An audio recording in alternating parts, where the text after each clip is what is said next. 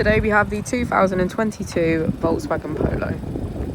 This vehicle has done just under 46,000 miles.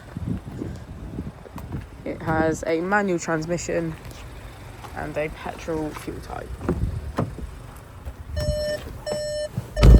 To the left of our steering wheel, we have cruise control as a feature, and on the right we have voice control and automatic headlights.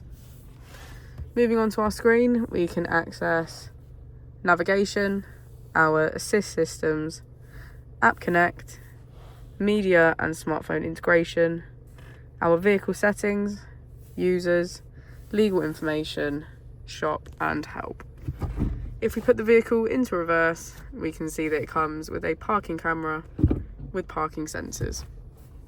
Just below our screen, we have our AC.